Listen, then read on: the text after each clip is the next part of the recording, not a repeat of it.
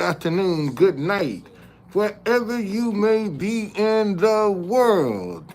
Thank you for joining me for another edition of the Truth Conductor Show.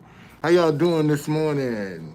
Hope you had a wonderful night last night, beautiful week. Um,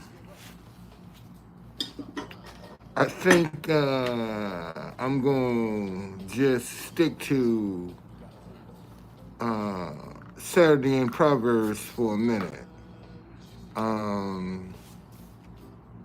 Because I really don't get a lot of engagement from YouTube. So so I'm gonna stick to this right here once a week. And as you know, every Saturday we do Proverbs.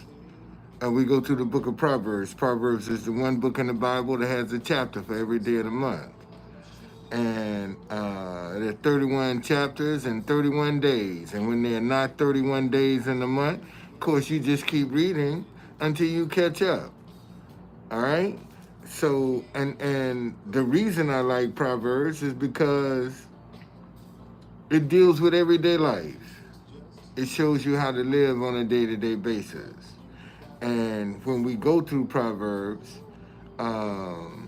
the one thing we like to do is give definitions rather than assume that you know what the word means. All right? So let's pray and get into the word. Father, thank you for another day together around your word. Speak to my mind, speak to my heart, and speak through my lips, Lord, that I may precisely articulate this word to pierce the hearing and the vision of your children so that we may live the righteous lifestyle you have ordained for us to live. In Jesus' name, amen. And since today is the 27th, we'll start on the 27th chapter of Proverbs. Verse 1, do not boast about tomorrow, for you do not know what a day may bring forth. And you see this a lot in politics right now, especially with the presidential election. You know, there are a lot of people that automatically assume who the winner is going to be. You know, and it says, do not boast about tomorrow, for you do not know what a day may bring forth. Verse 2, let another man praise you and not your own mouth, a stranger and not your own lips. Listen to this. Verse 2, let another man praise you and not your own mouth, a stranger and not your own lips. Man, you shouldn't be going around talking about how great you are. You know, you don't praise yourself. Don't boost yourself up. Let somebody else, because the opinion that you might have of yourself, somebody else might not have. Okay, so let another man praise you. Verse 3, a stone is heavy and sand is weighty, but a fool's wrath is heavier than them both of them. Listen to this. A stone is heavy and sand is weighty, but a fool's wrath is heavier than both of them. Matter of fact, let's look up that word wrath.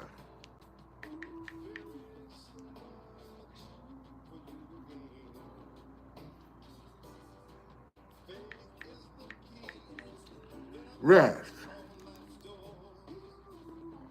Strong, vengeful anger or indignation.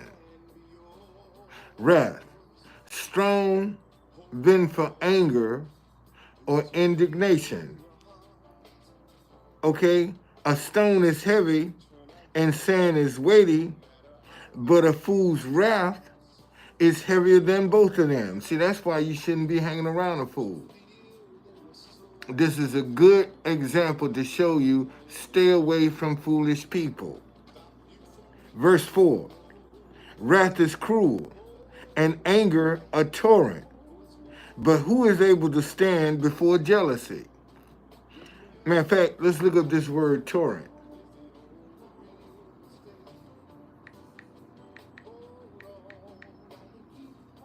Torrent. Wait a minute here.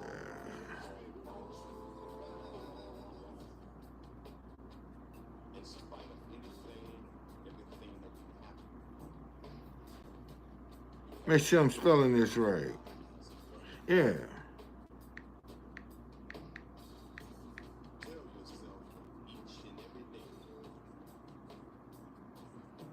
How come this word not coming up for me?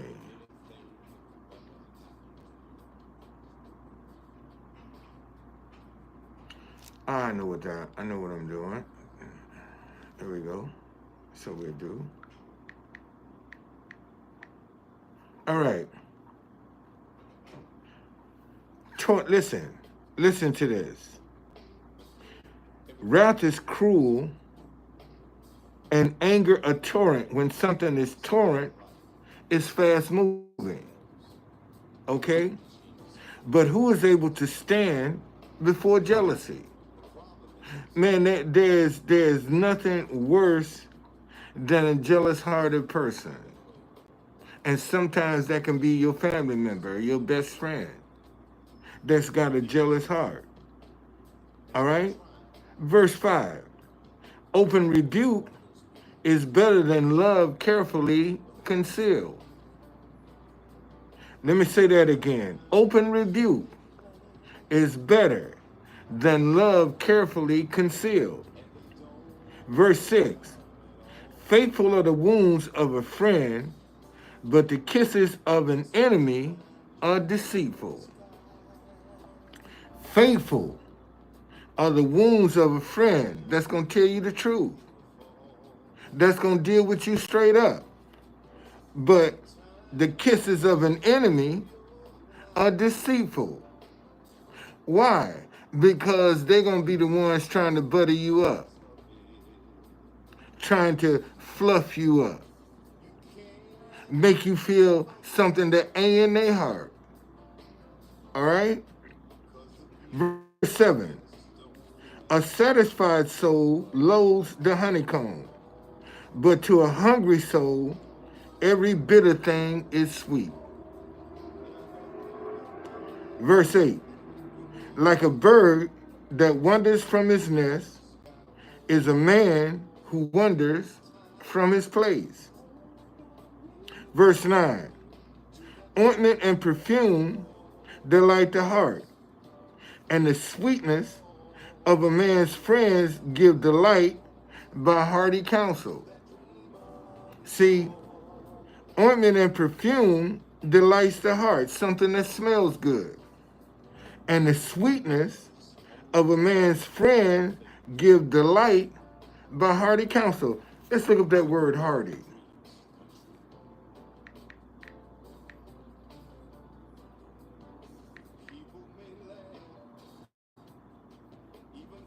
Hearty.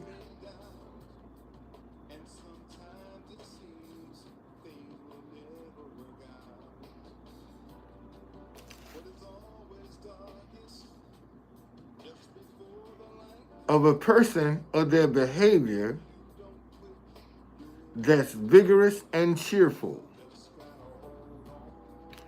That's somebody that's trying to uplift you, to encourage you, to keep you from giving up. All right? And the sweetness of a man's friends give delight by hearty counsel.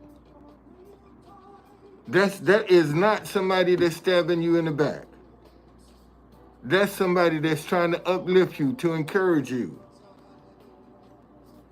Verse 10.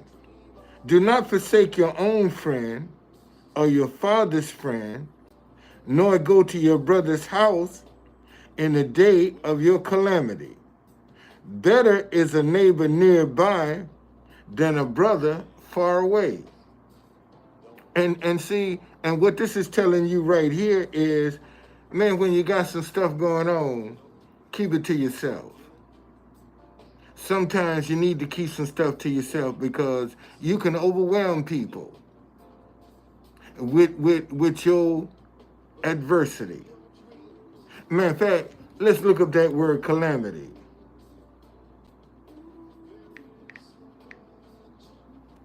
calamity, a disastrous event marked by great loss or lasting distress and suffering.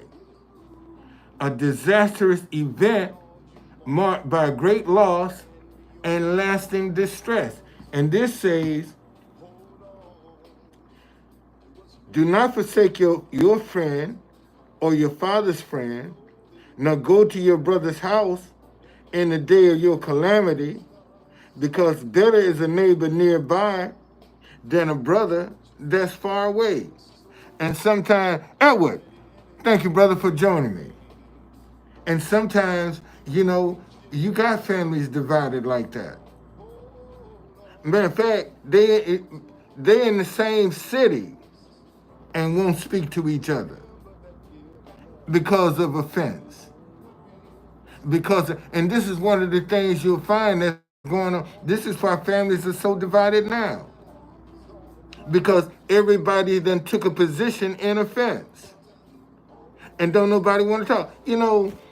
See, this is one of the things I learned about this sign. When you disagree, that's a two-way conversation. Disagreement is a two-way conversation. You still can communicate with each other when you disagree. But when you hate somebody, that's a one-way conversation. Because you don't want to have anything to do with that person. Okay? Verse 11. My son, be wise and make my heart glad, that I may answer him who reproaches me. My son, be wise and make my heart glad, that I may answer him who reproaches me. Let's look up that word, reproaches.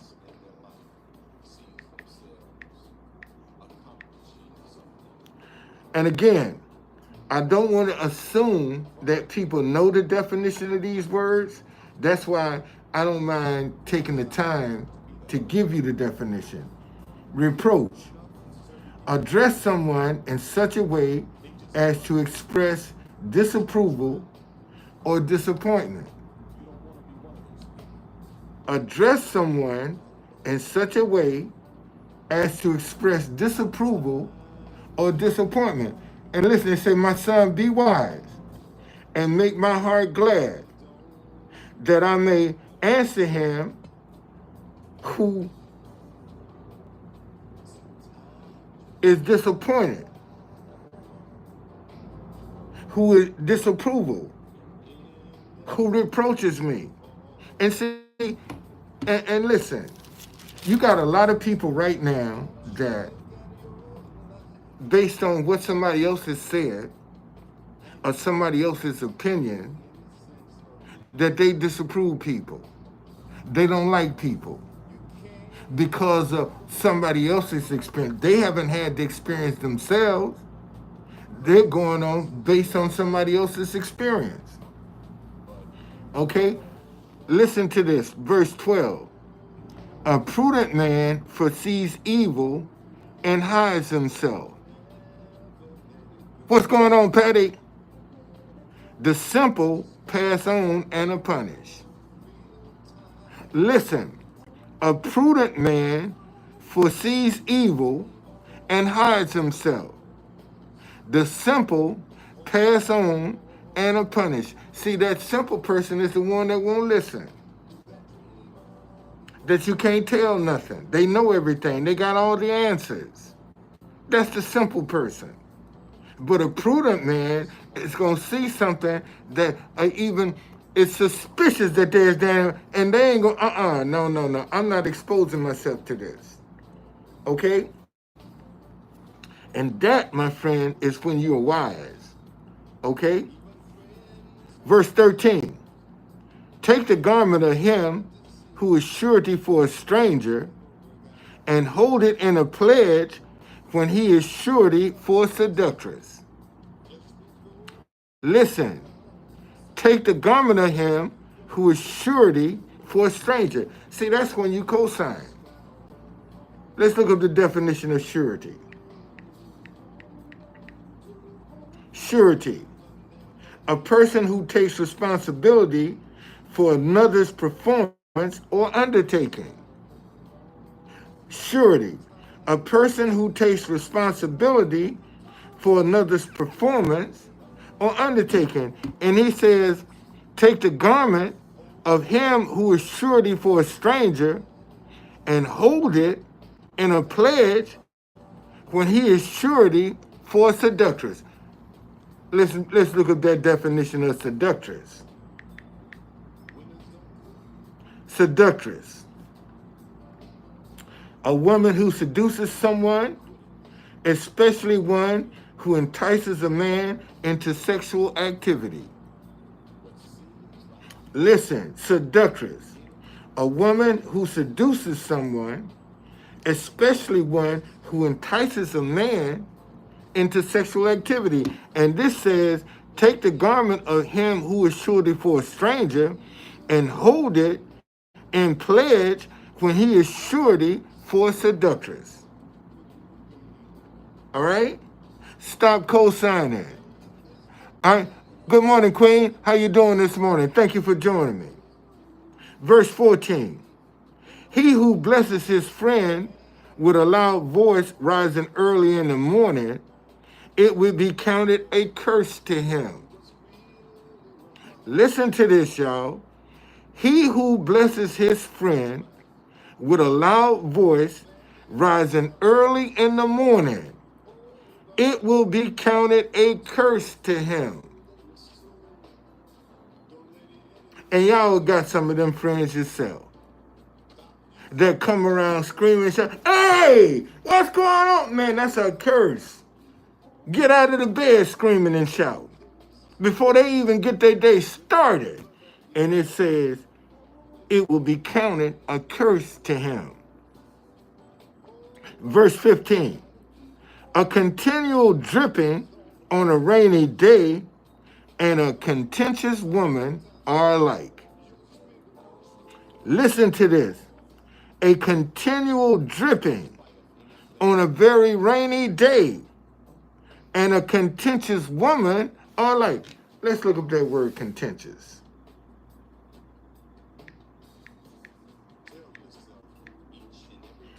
Contentious, causing or likely to cause an argument. Controversial. You ain't got no peace. With a contentious woman, ain't nothing you can do right. Always got some drip. Listen, a continual dripping, drip, drip, drip, drip, drip, on a very rainy day, and a contentious woman. What it say? Causing or likely to cause an argument.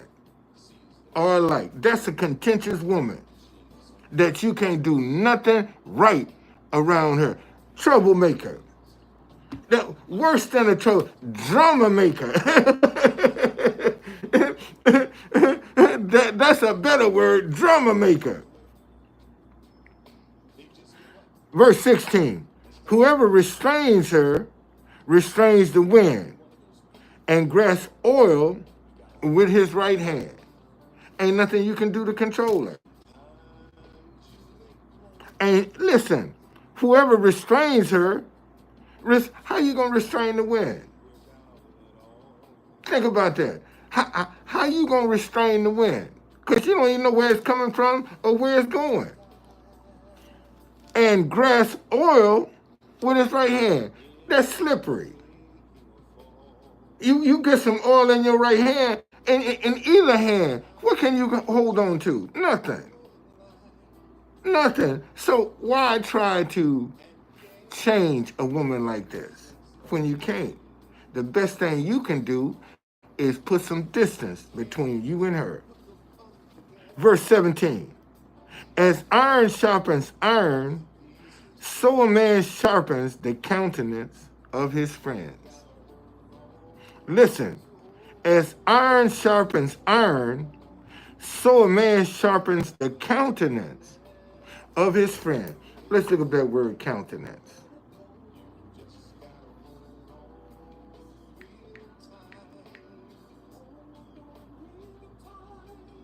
Countenance, a person's face or facial expression. Iron sharpens irons, so a man sharpens the countenance of his friends. So what they're telling you right there, when you sharpen the countenance of your friend, man, they're gonna be happy to be around you. Listen, countenance, a person's face or facial expression.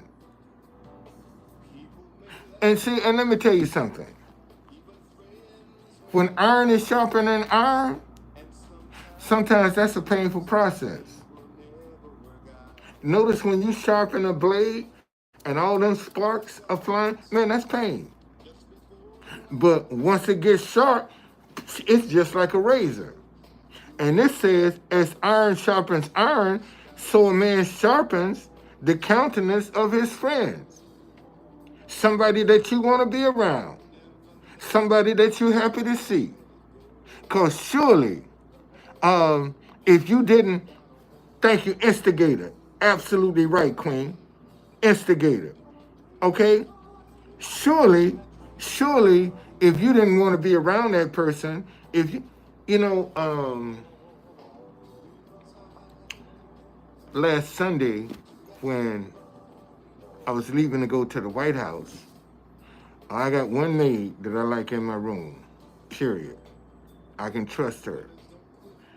And I saw this maid going out. Well, good morning. And left one out the door.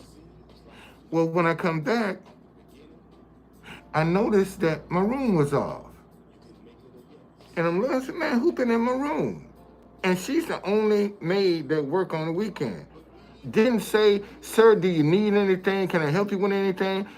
And everybody know I only want this one person in my room.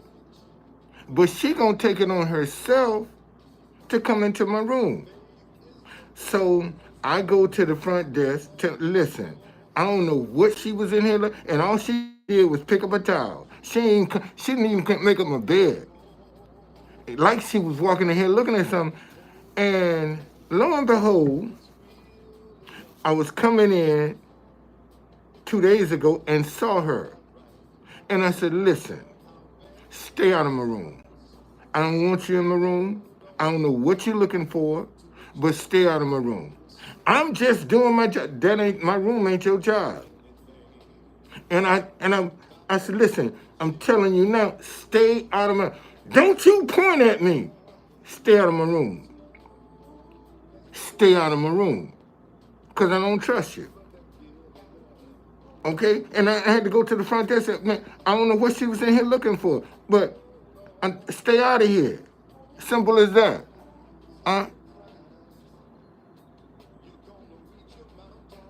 She didn't clean nothing. That's how I knew she was in here. That's the only reason, that's how I knew she was in here. She just picked up a couple of towels and walked out. And I was like, man, no. Now, you ain't gonna, see, let me tell y'all something. You gotta teach people how to treat you. Let me say that again. See, you gotta teach people how to treat you. Okay? No, I don't. But I'm putting the camera in here, so I'll solve that. That's gonna be my safe. I'm putting the camera in here, so I can see who coming in here. That's how I'm gonna. Since y'all want to play them kind of games, let me just go get me a camera and put in here. That's all I got to do. That's all I'm gonna do. Okay. Verse 18. Whoever keeps a fig tree will eat its fruit. So he who waits on his master will be honored. He who keeps the fig tree will eat its fruit. Man, when you keep something, you're going to take care of it. And especially if you know that's a source. And you got so many people right now that have sources and take them for granted. They don't appreciate them until they're gone. Okay? And this is the problem right now. We got too many people that are ungrateful, take stuff for granted and don't have any kind of appreciation for what they have. Verse 19, as in water face reflects face, so a man's heart reveals the man. Listen, as in water reflects face, as in water face reflects face, so a man's heart reveals the man. How does a man's heart reveal the man? His actions. That's how you know what kind of heart a man from his actions. Ain't what coming out of his mouth, because he can say anything, but what are you doing? Okay? What speaks to see, Queen, you got to be you have to be really conscious when it comes to speech, because people can deceive with their speech. But it's what they do that's going to reveal to you who they are. Now, the Bible do say, out of the abundance of the heart, the mouth will speak. Example, somebody say something to you, and right behind that, they say, oh man, I was just kidding. You can't take no joke. Or lighten up. Whatever they said before that was true. Okay? That's how you know. See, a lot of people will tell you the truth in a joking manner and play it off like they kidding, or you too sensitive, or you too serious. Whatever was said before those accusations was true. Okay? Verse 20. Hell and destruction are never full, so the eyes of man are never satisfied. Listen to this, y'all. Hell and destruction are never full, so the eyes of man are never satisfied, because they're always going to see something else they want. That's when the eyes of man are never satisfied, when they see something that they want. Verse 21, the refining pot is for silver and the furnace for gold, and a man is valued by what others say of him. Okay? That's right. That's right. And you got a lot of people that's that way. Listen, the refining pot is for silver and the furnace is for gold, and a man is valued by what others say of him. And see, I tell my kids and my grandkids all the time, it ain't who you know, it's who knows you. I tell this to my kids and my grandkids all the time. Ain't who you know, it's who knows you. And based on who knows you, man, they can open up a lot of doors. That's how my grandson got on Broadway. Because of somebody that knew him and knew the quality of his work. So listen, the refining pot is for silver and the furnace for gold, and a man is valued by what others say of him. And if others people speak high, because remember, it say, go back here.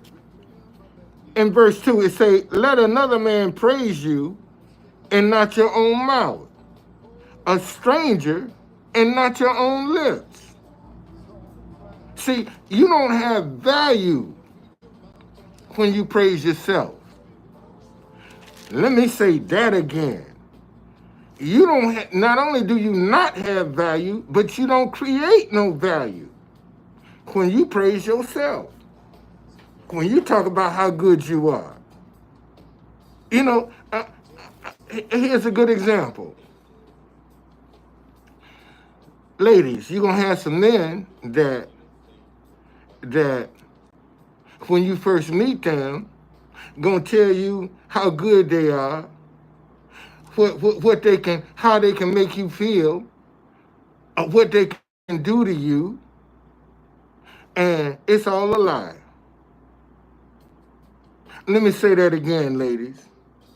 Okay? You're going to have some men that can tell you what they can do for you, and how they going to treat you, and how they going to satisfy you, and it's all a lie. I just saw a thing where this actress Tia Mowry or something talking about she regret now she done left her husband because she left him because another man promised her the world and didn't deliver, and she left a good man for some green grass that didn't even exist. And this is what this is saying to you. Well, don't listen to nobody that's praising themselves. Don't even entertain somebody that's constantly praising themselves, talking about how good they are, what they can do for you, how they can do you. Don't listen to that. Because as soon as they get the prize, it's going to be a disappointment. Verse 22. Though you grind a fool in a mortar with a pedestal along with crushed grain, yet his foolishness will not depart from him. Ain't nothing you can do to change a fool. You know, a pedestal, a mortar and a pedestal is that bowl that you grind grains and stuff in. And you can grind a fool up in this here, but you ain't gonna get rid of his foolishness. Yet his foolishness will not depart from him.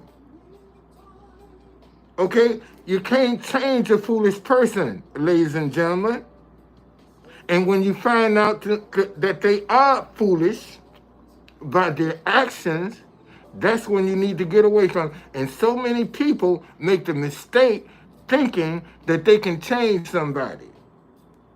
See, they want to be the ones that put them on the straight and narrow and end up destroying themselves. Verse 23, be diligent to know the state of your flocks and attend to your herds. Be diligent to know the state of your flock and attend to your herds. Man, that's being accountable. See, when you're diligent to know the state of your flock, you being accountable. You paying attention. You not spending recklessly because you know what you got in the bank. See, you ain't going out here bouncing checks and doing all this other foolishness because you know what you're working with. And you got so many people right now that, man, go out, bounce a check in a heartbeat just like that, knowing they ain't got the finances because they want to get and enjoy for however long they get, and it ends up causing them more trouble than what it's worth for that little bit of enjoyment that you trying to get. For riches are not forever, nor does a crown endure to all generations. Verse 25, when the hay is removed and the tender grass shows itself and the herbs of the mountain are gathered in, verse 26, then the lambs will provide your clothing and the goat the price of a field. Verse 27, you shall have enough goat milk for your food, for the food of your household, and the nourishment of your maidservant. Man, that's being careful about what you're doing. That's preparing. That's being creative. And see, the downfall of a lot of people right now, they don't know how to be creative to survive. They know how to be creative the wrong way, but they don't know how to be creative the right way. And see, when we're coming to to a time now where people gonna have to learn how to barter. Matter of fact, let me give you the definition of barter.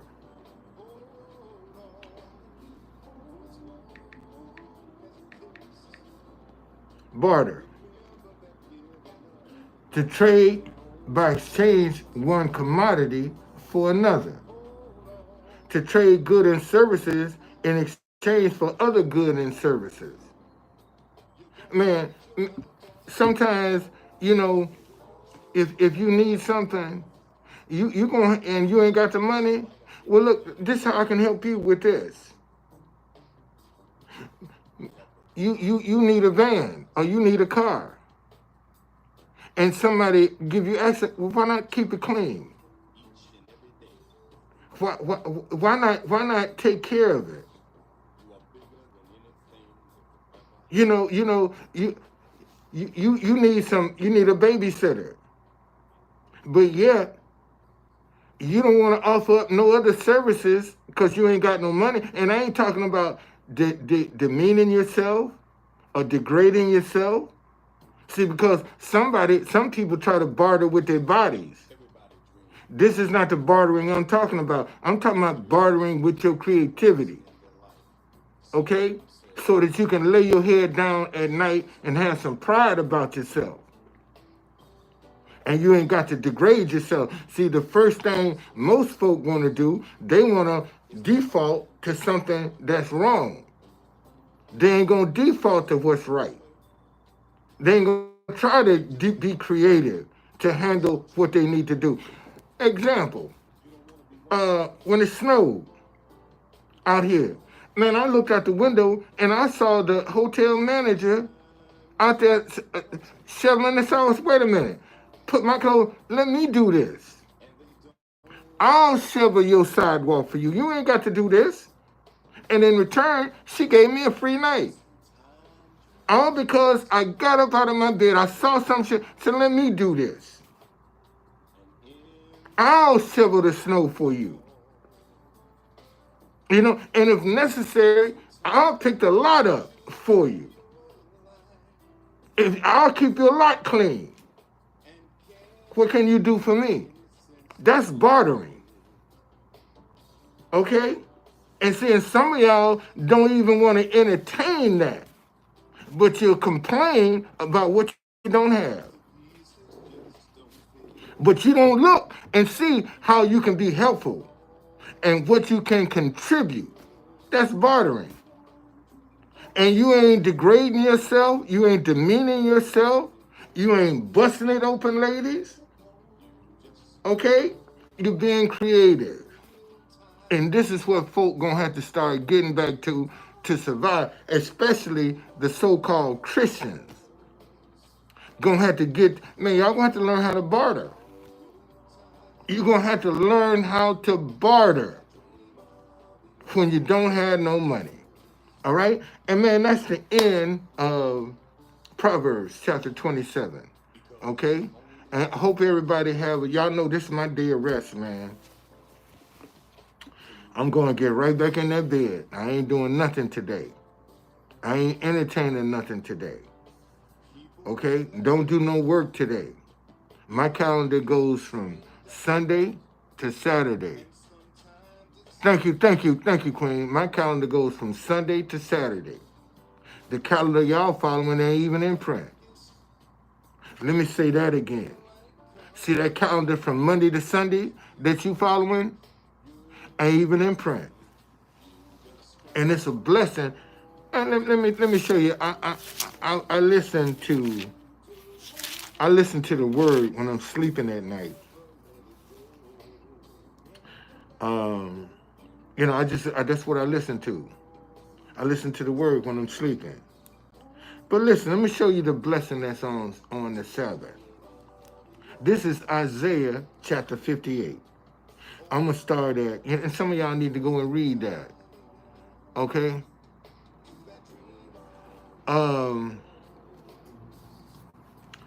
Well, there are a couple. I sometimes I go and listen to, sometimes I listen to, hold on, let me go to my history.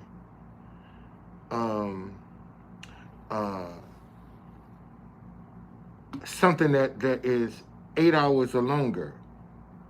So I don't have to worry about, waking up and starting it over. But I look like God's healing promises, God's restoration, how God will restore. And all of these are scriptures that you're listening to in your sleep. And I just try to get something that's long and listen to that. And I'm constantly feeding my subconscious mind with some scriptures. And when I woke up this morning, this is the scripture the guy was reading. This is Isaiah chapter 58, verse 13. If you turn away your foot from the Sabbath, from doing your pleasure on my holy day, and call the Sabbath a delight, the holy day of the Lord honorable, and shall honor him, not doing your own ways, going to the car wash, the laundry, to the ballpark, to the picnic, okay? That's what most people do on Saturdays. Nor finding your own pleasure, nor speaking your own words. Then you shall delight yourself in the Lord, and I will cause you to ride on the high hills of the earth, and feed you with the heritage of Jacob your father. The mouth of the Lord has spoken. That's what I want to see. When God calls you to do something, that's something that you're gonna run into, or it's gonna run into you, and you're gonna have no explanation for it. When God starts causing blessings to come into your life, you can't explain that. You just and that's why you got to pay attention to your intuition. And most of y'all don't know what the voice of your intuition sound like. Let me say that again. See, most of y'all don't know what the voice of your intuition sounds like. Because you got a lot of voices in your head trying to be the default voice. Let me say that again. You got a lot of voices in your head that's trying to tell you to be the default voice. Well, true conductor, how you know the difference? Because the voice of your intuition ain't gonna tell you to do nothing wrong. Ain't gonna tell you to cheat nobody. Ain't gonna tell you to lie or to steal. That ain't your voice of your intuition. Okay? And that's how you know the difference. If a thought come to you and you know it's wrong, don't do it. See, and you got a lot of people like can go to the grocery store or go shopping, and the cashier make a mistake and get them back too much money, and they know that cashier then gave them back too much money, and they're talking, look how the Lord blessed me. The Lord ain't blessed you. The Lord tested you, and you flunked. See, let me say that again. See, when somebody make a mistake, and you know it's a mistake, that ain't no blessing. That's a test. And a lot of y'all flunk the test. You flunk it. Because you talk, man, get that money back. Say you made a mistake here. And you passed the test. And a lot of y'all see stuff that you know is wrong and won't open your mouth, and you just flunked the test. You flunked the test. Okay? Man, y'all be blessed. Have a great day. See you later.